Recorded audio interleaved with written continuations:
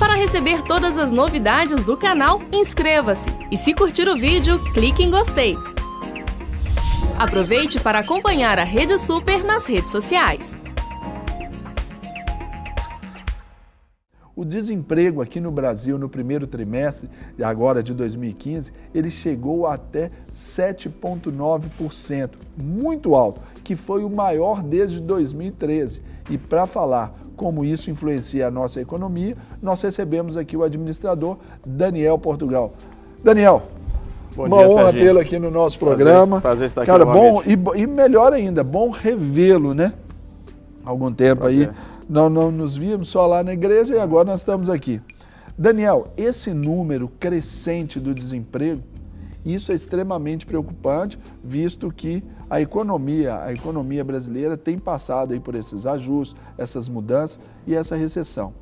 Até onde é normal esse crescimento dessa taxa de desemprego aí? Certo. Nós estamos falando dessa taxa aí, é uma taxa do primeiro trimestre.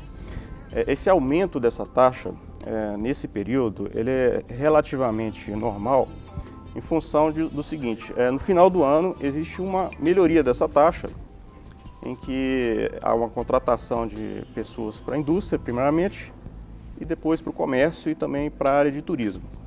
Aí, terminado esse período do final do ano, existe uma demissão de uma série de cargos desses, de ocupações como essa. Então, essa taxa no primeiro trimestre é normal dela não ir muito bem. Acontece que... Historicamente, o que seria normal, assim, em termos percentuais, aí que veio aí, por exemplo, considerando aí a última década? Mais ou menos 1,5, 2 pontos a menos do que você falou. Ou então, seja, em torno de uns 4, 5%. 5%, né? Então é normal nesse primeiro trimestre, todos os anos, historicamente, acontecer isso. Né? Isso também, Daniel, vamos aprofundar um pouquinho aqui. Tem a ver com o período de férias, esse tanto de feriado, carnaval, Semana Santa, isso também influencia para esse crescimento? Não necessariamente. O empresário ele não vai demitir um empregado em função de alguns feriados. Né? A produção costuma ser prejudicada em função da quantidade excessiva de feriados. Né?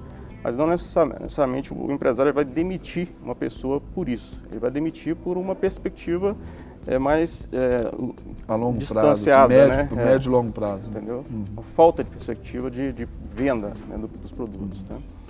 E quando a gente pensa assim a gente vê um número desse, e para nós é alarmante, olha, a taxa de desemprego, mas nem sempre é o desemprego. Você estava me falando que é a questão da taxa de ocupação, né? O número de ocupação. Embora o nome da pesquisa seja taxa de desemprego, né, a pesquisa trata como taxa de desocupação. Né? Explica para a gente o profissional liberal, sobre isso. O profissional liberal, por exemplo, ele não tem um emprego, ele não está contratado por um empregador, mas ele tem um negócio dele, por exemplo, dentista, advogado, o pequeno comerciante, né? O próprio empresário, que é um empregador, ele tem também a ocupação dele como empresário. Então a pesquisa trata como taxa de desocupação desses vários tipos de ocupação que existem. Né?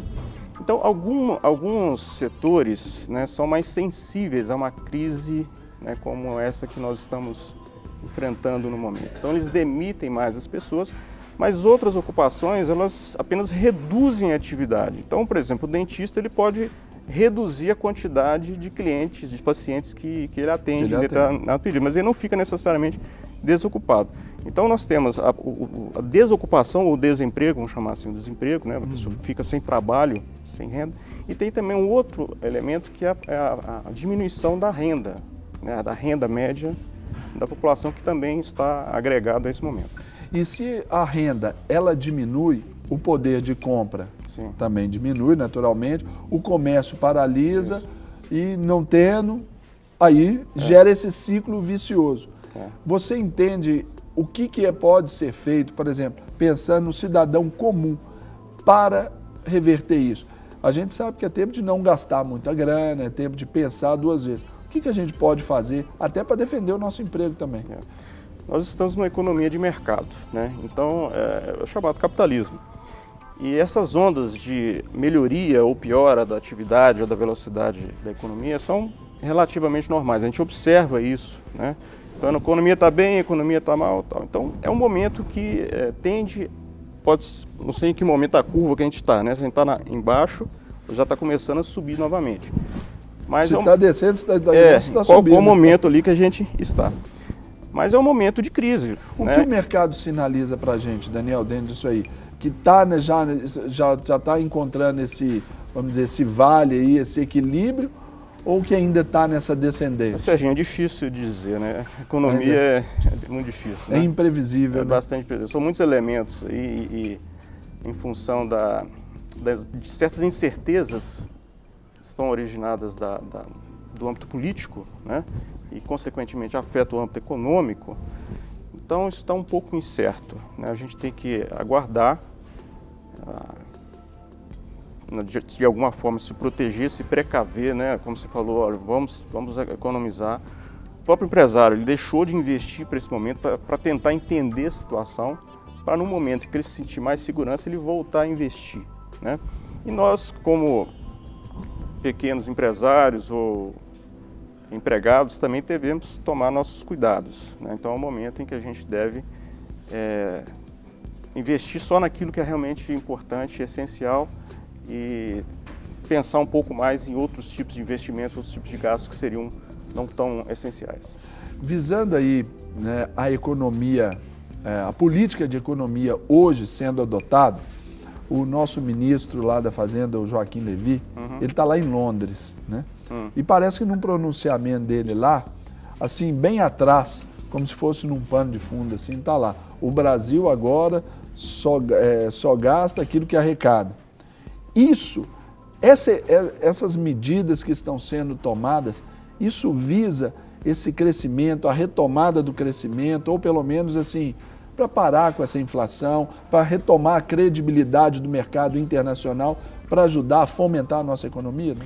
Então, esses cuidados todos da área fiscal, né, é para acertar as contas do governo. Então, o governo não pode gastar mais do que arrecada. A regra geral é essa. O que vinha acontecendo, né? na verdade. O que vinha acontecendo. Porque senão o governo vai ter que lançar mão do seu cheque especial, que são os títulos que ele emite. Né? Isso vai aumentar a dívida do governo, isso tudo piora a economia. Ele não vai poder investir o tanto que ele investia, gastar o que precisava. Né? Então, essas medidas todas são para conter essa situação difícil em que o governo, as contas do governo, se encontram. Né? São necessárias, infelizmente são necessárias, e o governo está tentando de alguma forma, né? Mas o ambiente político para ele está um pouco difícil. Né? Ontem, por exemplo, houve uma derrota, vamos chamar assim, derrota para o governo, do ponto de vista do governo, que é aquele fator previdenciário, né, que está sendo retirado, pelo menos na Câmara dos Deputados, passou. Falta o Senado ainda falta o Senado e a sanção presidencial. Né? Eventual veto, né?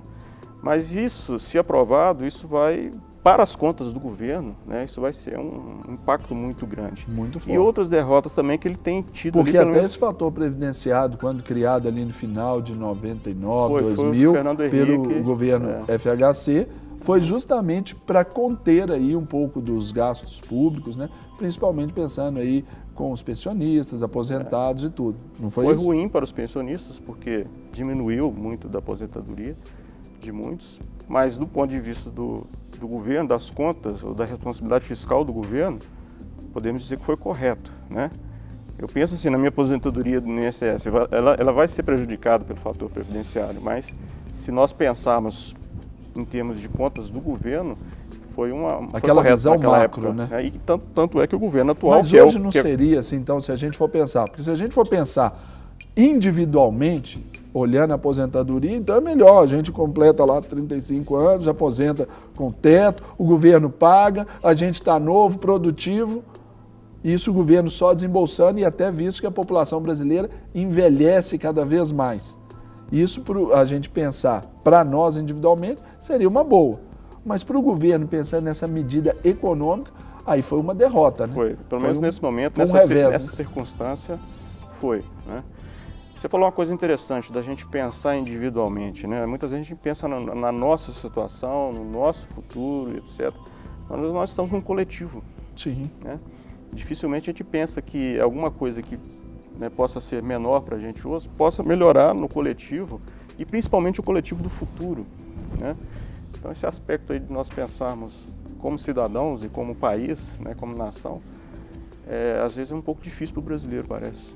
Né? O brasileiro, ele até considerando essa questão do emprego, o brasileiro também não tem essa cultura de pensar adiante. Isso também pode ser uma das causas, por exemplo, até pela falta de qualificação, Daniel, profissional até. Qualificação profissional no sentido da pessoa, ou dos pais ou das famílias investirem na própria educação, investir na educação dos filhos, né, pensando no futuro. Ontem saiu uma pesquisa do PISA falando que se o Brasil investir pesadamente, de uma forma sistemática, até os 15 anos da educação do aluno, né, ele melhora o PIB 7 vezes mais do que está hoje. E isso é uma medida, assim, para quanto tempo? Nesses próximos 15 anos? Pois é, aí depende muito do governo em escolher investir naquilo que vai se dedicar a esse investimento. Que dá mais retorno, no caso, eu estou falando aqui educação, né? A economia é a ciência das restrições, então você tem que escolher no que você vai investir, seja economia do país, seja economia doméstica, você tem que fazer determinadas escolhas. E as escolhas têm que ser sábias, né? Tem, exatamente como você falou, pensando no futuro. O que vai acontecer hoje se eu plantar, o que vai acontecer no futuro se eu plantar hoje. Né? E planejamento não é uma palavra que, por exemplo, hoje, quando a crise do desemprego, né, que eu tenho a temática aqui, a gente pensa assim, muitos também não se programam.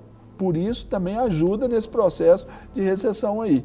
O cidadão está empregado, nada vai acontecer comigo.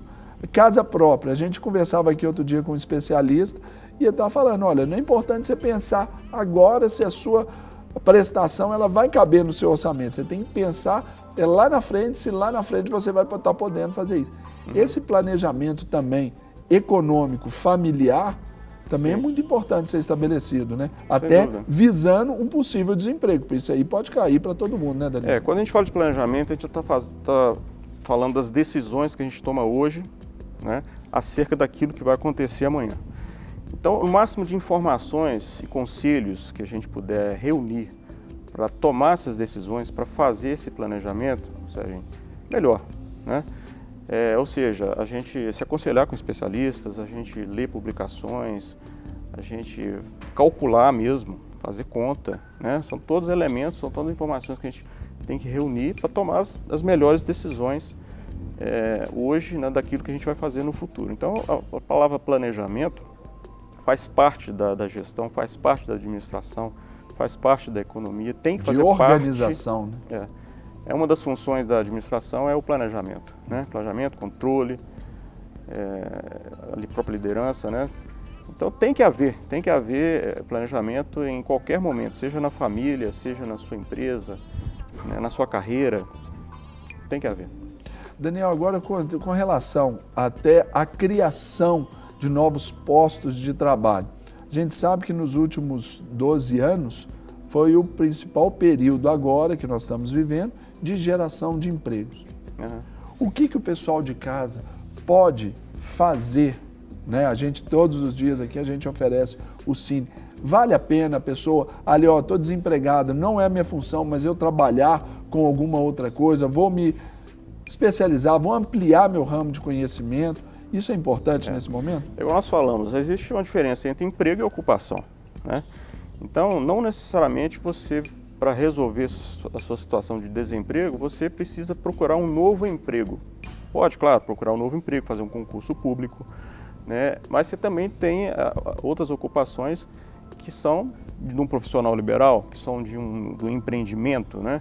Que são de um negócio que pode estar até na informalidade, se você faz lá salgadinho para vender para algum buffet, né, para vender para alguma festa. E daquilo ali você retira uma renda para sua família, aquilo ali é uma ocupação, né? Então você pode se preparar para as outras situações, né? Se você está empregado hoje, né, você pode estudar, fazer um outro curso, né, de uma outra profissão, fazer um curso de um outro ofício, de outro tipo de ocupação, que em determinado momento, se precisar, você pode se valer daquela sua habilidade, daquela competência que você adquiriu, né, para fazer daquilo uma renda, né? Ou mesmo ter dois tipos de ocupação, né? Eu, por exemplo, tenho uma atividade profissional liberal e tenho uma atividade docente, né? Então, eu tenho duas atividades. Às vezes uma vai bem, outra vai ruim, mas a coisa meio que se equilibra. Então, esse tipo de preparação para uma outra realidade, ou seja, você pensar em eventualmente sair daquela sua zona de conforto, né? Por uma decisão sua, por uma circunstância, você está preparado para outras coisas, né? E hoje, Daniel, por exemplo, pelos altos custos aí de impostos, né, para contratação, até para manter manutenção do funcionário, as empresas também elas estão substituindo a mão de obra por mão de obra até mais barata. Sim. Como o nosso telespectador ele pode pensar sobre isso? O que ele pode fazer para se defender, se resguardar disso aí? Ele já tem um bom emprego, ele está ali sendo ameaçado. Pois nada dura para sempre, né? A gente não pode imaginar que nós temos um emprego e que esse emprego a gente vai ali, né, pro resto da sua vida e aposentar por ali. Alguns cargos, sim, alguns cargos públicos, por exemplo, essa isso estabilidade acontece. hoje ela não existe mais. Antigamente a pessoa entrava num emprego, fazia carreira. Ela chamava assim, né? Vou fazer carreira ali. Fora hoje emprego público, não existe mais essa estabilidade. Não existe, muito difícil existir isso. Daí a pessoa ter que se preparar, né? Projetar a carreira dela para essas circunstâncias, para essas eventualidades, dessas rupturas, desses momentos em que ela pode descontinuar, né, aquele emprego que ela tem e também não se acomodar, né? Se ela conseguir uma outra ocupação em uma outra empresa, né, que será melhor, é a hora de arriscar. Essa, né, é uma característica da geração Y, né? Mas a geração anterior, ela já não pensa assim. A geração Y olha, eu vou, lá é melhor, então eu vou para lá e mudo. Muito rápido, mas até demais. Oi? É muito rápido essa troca dessa geração, né? Então eles escolhem e trocam de emprego com uma rapidez muito grande. Tem um ponto positivo, mas tem um ponto negativo também, porque os empresários não enxergam isso com bons olhos, né? A pessoa que troca de emprego muito rapidamente. Porque não pode confiar, tem um investimento que ela vai pregado então ali. não vai treinar a pessoa, não vai investir na pessoa, porque com medo da pessoa não continuar ali. Tchau e benção. Agora, Daniel, é verdade que cerca de aproximadamente 70% assim, do custo de uma empresa é com o trabalhador? Depende. Se a empresa é a prestadora de serviço, a taxa é mais ou menos isso. 70% dos custos da despesa é com mão de obra, né? Agora, se for com uma indústria, aí os custos já são mais com matéria-prima, com a manutenção do parque industrial, né? E a mão de obra, ela relativamente, né, o percentual do custo com a mão de obra já é menor. Então depende do ramo de atividade. Muito né? bem. E você saberia me dizer assim, qual o ramo que está demitindo mais aí ou está geral? Então, a grande parte dos empregos no Brasil e no mundo, né, é das pequenas e médias empresas, né? As grandes empresas contratam muito, mas se você fizer um somatório dos empregos, né, das ocupações que as pequenas e médias empresas e microempresas também têm, é um volume muito grande, muito expressivo, né, em termos percentuais. Então, assim, as pequenas empresas que estão demitindo mais, em especial as empresas relacionadas ao comércio, né, e serviços, né. Claro que a indústria também, por exemplo, a indústria automobilística, está demitindo em função de não estar vendendo carros. Uma medida paliativa, vamos dizer assim, da indústria automobilística, a gente vê que uma grande montadora tem no nosso estado, a Fiat, ela agora recentemente decretou férias coletivas para milhares de empregados ali. O quanto que isso representa assim para a empresa e o que isso pode gerar de esperança? Porque a pessoa, não estou preparado para tirar férias, mas pelo menos eu tiro férias agora e não vou ser mandado embora. Porque férias, o empresário ele tem que dar férias, ele é obrigado a dar férias pela convenção, pela CLT, né, pelas leis trabalhistas e pela convenção coletiva. Então ele tem que dar férias. Como a produção ela reduziu em função da queda das vendas, então essa é uma forma de a empresa parar, diminuir aquele custo fixo que ela tem, né, enquanto ela mantém a produção. Então ela para tudo, para geral, todo mundo tira férias, reduz o estoque que ela tem lá enquanto ela está vendendo, né? e se reprograma, né, para evitar a demissão, Sérgio. Porque a empresa demitir um funcionário é ruim para a empresa. Porque a empresa investiu naquele funcionário, treinou, já confia no funcionário e ter que demitir. É ruim para a empresa demitir.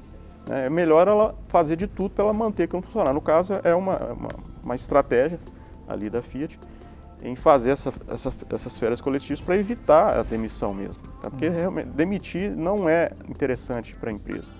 É interessante manter aquele funcionário com o conhecimento que ele tem, com a fidelidade, né, com toda aquela força que ele tem, que ela já confia nele, né?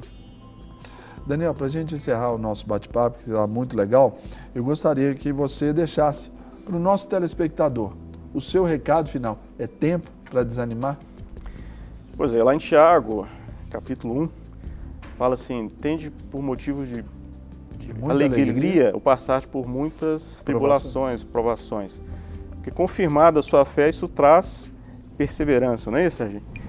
Então é isso, Jesus fala também que nesse mundo passarei por aflições, né? Então essas circunstâncias de alto e baixo, né, essas crises que nós somos acometidos dela eventualmente, servem para nos ensinar, para nos provar, para nos amadurecer, para fazermos nós crescermos de alguma forma, né? A crise tem essa vantagem. E também a crise pode ser uma oportunidade, né? Tira o S e gera o CRI. Cria, né? Dizem que tem um ideograma chinês, japonês, não sei, que ao mesmo tempo ele significa crise, ele também significa oportunidade. Então, das duas acepções da palavra, os dois significados, né? Legal. Então a crise é o momento também de você parar, pensar e talvez melhorar, né? Sair daquela situação que você estava para uma situação diferente, uma zona talvez de até conforto melhor, até, né? Zona de conforto, né? Então é um momento em que a gente pode aproveitar para pensar, refletir, planejar, mudar e crescer. Muito bem. Com a bênção de Deus. Daniel, obrigado pela presença. Foi muito bom. Isso nos ajuda enquanto cidadãos, nos ajuda enquanto crentes, nos ajuda enquanto uma linha produtiva no nosso Brasil, e nós queremos abençoar a nossa nação e vamos trabalhar para isso. Perfeitamente. Deus vamos pagar essa conta. Vamos pagar não era a gente que tinha que pagar, não, mas nós vamos pagar e está tudo certo, né? Amém. Deus obrigado abençoe. pela presença. Volte sempre. Prazer. Queridos, e assunto bom, né? Sobre o desemprego. Então não há motivo para desespero, não. Nós vamos passar por provações, como o Daniel nos lembrou, sabendo que essa provação vai ter uma ação na nossa vida, gerando esperança, perseverança, ou seja, vai ter essa ação completa na nossa vida. Para receber todas as novidades do canal, inscreva-se. E se curtir o vídeo, clique em gostei. Aproveite para acompanhar a Rede Super nas redes sociais.